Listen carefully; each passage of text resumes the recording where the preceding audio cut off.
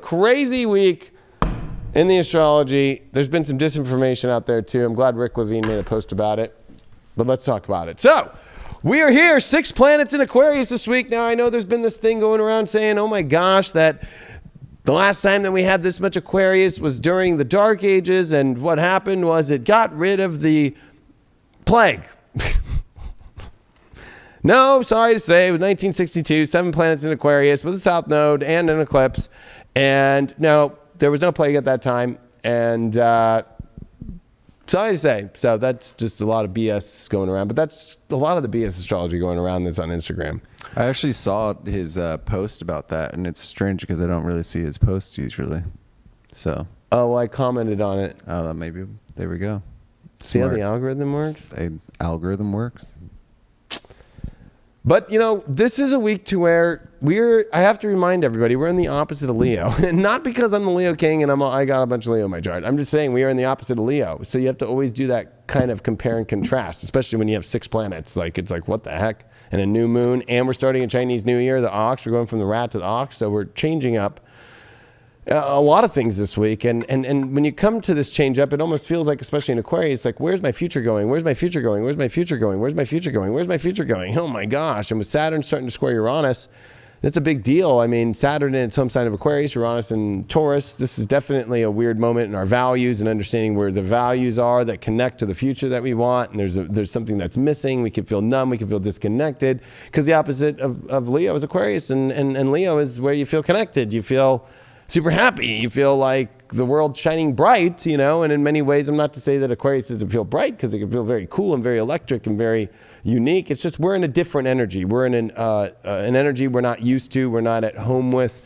And when it comes to love life situations, man, this is like, you know, you start looking at people and going, okay, who really would work in my future? Or you could even look at your partner right now and be like, why? This is all turning in such a weird place. Like, what the hell's going on?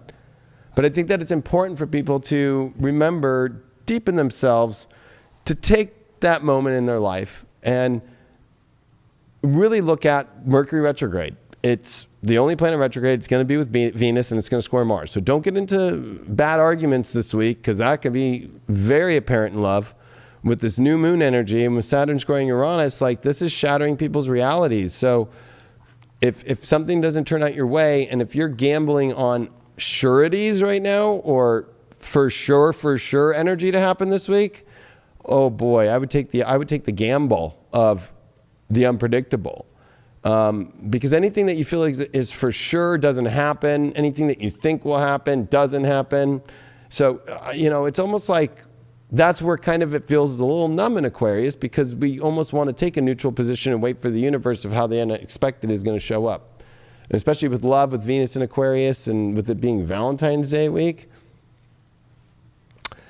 You know, I always say, you know, the reason why the Gregorian calendar system is so off is because, Aquarius should be like festival season or stuff like that, right? It's about groups and people and friendships and all these things.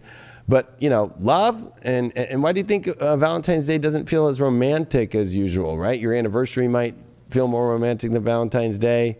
And there's always never anybody happy in Valentine's Day, either the woman, right? Or, I don't know, we're dealing with all these different pronouns in different ways. So non-binary to whoever your partner is, but it seems to be on the more feminine side, right? It's like if the guy doesn't do good enough of a job, then, you know, it's like, boom, like they're not romantic enough. And it's such a weird moment, because Valentine's Day in the middle of all this Aquarius, Venus in Aquarius, Mercury retrograde in Aquarius, like, whoa, talk about,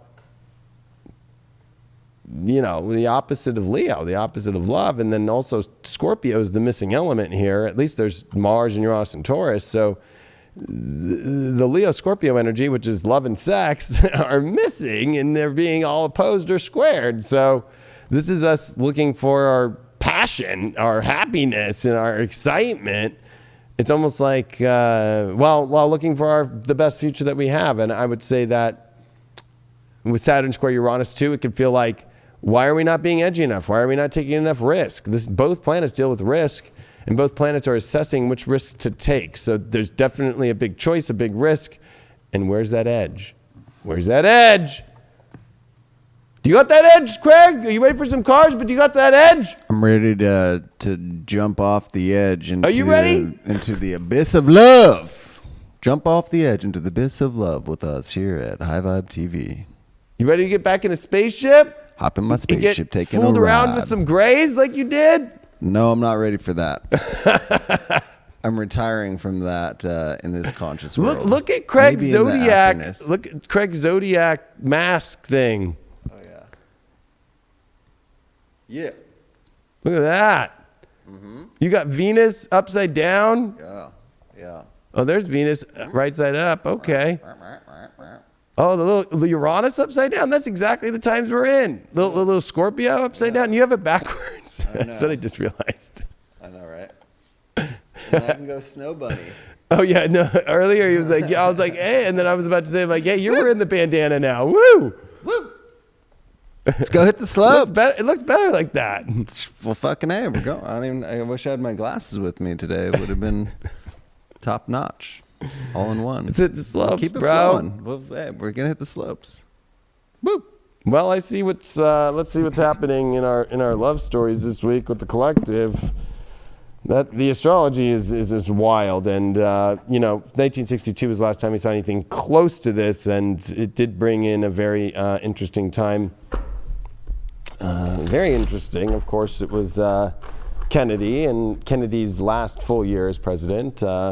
It was a time when Vietnam, civil rights, all these kind of things started popping their stuff up and having to be dealt with, and also it felt like a futuristic world with NASA and with us, with the achievement of going to the moon. Just even today, I think we might look back at it as the week that's of this energy. And Elon Musk invests $1.5 billion in Bitcoin and says that that you can buy cars via Bitcoin now. I mean, that's a shift from a major player in the business world and how we're dealing with money and asserting Bitcoin as a big actual, real place that's not just a hedge. It's like definitely something to take serious. And if you are in Bitcoin, I am, man, what a nice guy. He put up that portfolio for everybody into the high numbers today. So, but it's stuff like that that's changing, and when the weirdness and the difference, or if you're not into that and you don't understand it or whatever like that. I've been in that place before too. It's like we're dealing with those kind of things in love and relationships too, right? It'd be like, whoa, it's almost like when you buy your first Bitcoin, you're just like, what the heck? Like, how am I doing this? Or, with all the self-worth stuff too in Taurus, I got to say this too, there's a lot of criticism. Whenever you're dealing with second house, 11th house squares, because that's what we're dealing with in the solar astrology, you're dealing with self-worth issues. Do you feel good enough? Maybe you're criticized. Maybe you don't feel like, people understand you or your value and stuff like that. And we don't want to fall victim to any of that kind of stuff. Let's see what's going on with the cards. First card that we got this week is Six of Wands, the victory card. We're looking for the victory love this week. Wow. Our challenge card that we got here is the Knight of Cups reversed. So we're definitely having some problems, feeling stuck emotionally, not knowing which door to open, where to go, wanting to be the comeback kid, when it comes to emotion.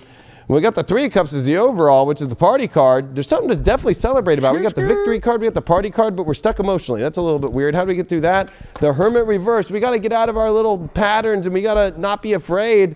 We got to let it loose. We got to let it fly. You know what? These ladies let their tops fly off, I guess. They were living their life out to the moon, right? Wow. And especially that Six of Wands, like it's something, I gotta say it, because she's looking at herself on the bus. There is something to say about that victory, right? Like she's accomplished it. She feels, that she's admired. Like, are we gonna pick relationships of like actually even in the physical aspect too, and the passion aspect of what we really want, instead of like settling for kind of second best, or this is the best situation for me or whatever. We want to have a love that we celebrate, that we're like, fuck yeah, that fits the motion, that fits the victory. I'm not stuck emotionally. I would leap into this is energy where it's about leaping, or you're not leaping at all, because if you're not leaping, you're limp. You like that A one? little limp biscuit. You're a little limp biscuit. You know, maybe if you got a problem with homeboy being limp, you got to pay attention to that shit. All right. Why did we get that 6 of Wands? What's so victorious about this week? The world. We're getting the completion of this old world and a new world of victory for love this week. Bang. You know, and I'm going to say, because this is the astrology, and I'm going to add that in right now, is making us feel like that's impossible. But I'm here to say that the impossible is possible. And some of the possible is impossible.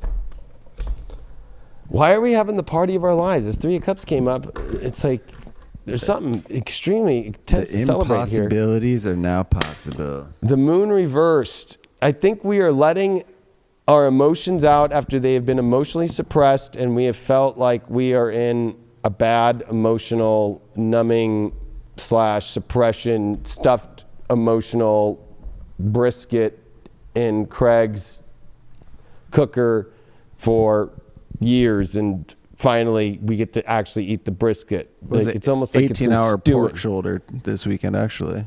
Oh, so 18 hours. So 18 hours. I mean, you know, of emotion suppression is a long time. Just melting away. But I would say that this is us freeing the emotions, the world changing for us to find the victorious one. And remember the victories that we've had, but you know, I see that Hermit and that Knight of Cups is definitely us having to take a leap and in order to move out of energy that's been feeling very restrictive and very cut off, because that's just like where we're at. Like we have to take leaps, and anything that we don't want to leap for, I think that it's because we don't see the victory there, and you can't feel weird about that. You can't feel like you're a bad person about that. There's definitely experimentation that has to happen with Aquarius. You gotta take the risk and see. There's definitely risk assessment, but there's also the assessment of if you don't take the risk, then you know you're not gonna get nada. The overall that we got is the air element, communicating. So be very clear and be honest and just communicate. You know, if you're not gonna communicate, you're not gonna be honest, or if you're having communication issues this week in your love relationships,